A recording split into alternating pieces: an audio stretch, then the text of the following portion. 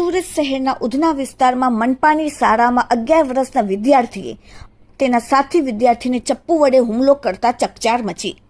ઉધના વિસ્તારમાં આવેલ મ્યુનિસિપાલિટી સ્કૂલમાં વાલીઓની આંખ ઉગાડનાર એક કંપાવી દેતો અંતે ચોંકાવનાર કિસ્સો સામે આવ્યો। 11 વર્ષનો એક વિદ્યાર્થીએ પોતાના જ ક્લાસમાં ભણતા અન્ય ક્લાસમેટ પર ચપ્પુ વડે જીવલેણ હુમલો કરી દીધો।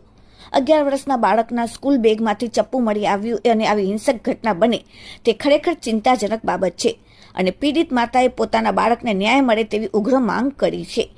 પ્રાપ્ત માહિતી અનુસાર સ્કૂલ સાથે અભ્યાસ કરતા સગીર વિદ્યાર્થી વચ્ચે કોઈ સામાન્ય બાબતે ક્લાસરૂમમાં બોલાચાલી અને ઝઘડો થયો। સામાન્ય વિવાદે એટલું ગંભીર અને હિંસક સ્વરૂપ ધારણ કર્યું કે સ્કૂલ છૂટવાના સમયે એક વિદ્યાર્થીએ પોતાની પાસે રાખેલું તીક્ષ્ણ ચપ્પુ વડે બીજા વિદ્યાર્થીને મારી દીધું। આ જીવલેણ હુમલાને કારણે ભોગ બનનાર માસૂમ વિદ્યાર્થી લોહીલુહાણ થઈ ગયો અને ગંભીર ઇજાઓ પહોંચી। ઘટનાને પગલે સ્કૂલ પરિસરમાં ભારે અફરાતફરી અને ગભરાટનો માહોલ મચી ગયો। સિવિલ હોસ્પિટલમાં બાળકને ખસેડવામાં આવ્યો, જ્યાં હાલ તેની સારવાર ચાલી રહી છે। ઘટનાની જાણ થતાં ઉધના પોલીસનો કાફલો ઘટના સ્થળે દોડી આવ્યો। 11 વર્ષની ઉંમરે વિદ્યાર્થીના સ્કૂલ બેગમાંથી ચપ્પુ મળી આવવાની ઘટનાને લઈને ક્લાસમેટ પર હિંસક હુમલો કરવાની આ ઘટના તમામ વાલીઓ માટે પોતાના બાળકોના મિત્ર વર્તુળ, તેમના વર્તન અને સ્કૂલ બેગ નિયમિત ચેક કરવા માટે એક મોટી લાલબત્તી સમાન સાબિત થઈ છે। इजाग्रस्त विद्यार्थी माता संगीता भालरवे शू कहूं जुओ वीडियो में। संगीता। आपके लड़के का नाम क्या और कितनी उम्र है उसकी? शिवम भालेराव, उसकी 11 साल का है। क्या हुआ था उसके साथ?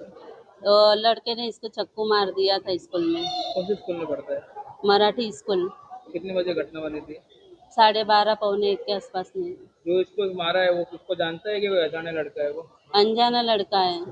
आपने वहाँ के स्कूल में सीसीटीवी देखी ऐसे कुछ? नहीं, कुछ नहीं देखा।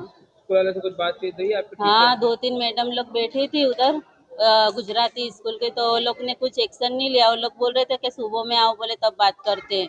अभी तो वो लोग चले गए, अभी कौन सा लड़का है भी पता नहीं है। पुलिस वाले आए थे, उन्होंने क्या बोला आपको? पुलिस वाले बोले क्या हुआ, बोले मैंने बोला एक लड़के ने उसको चक्कू मार दिया। बोले क्या बात से? मैंने बोला कि वो भाई पूछ रहा था, एक लड़के ने उसको बताया कि क्या हुआ था, तो बोले इसने मुझे मारा था, तो उसके वजह से उसने चक्कू मार के भाग गया। अभी स्थिति कैसी है आपके लड़के की? अभी उसको ऑपरेशन थिएटर में लेके गए हैं।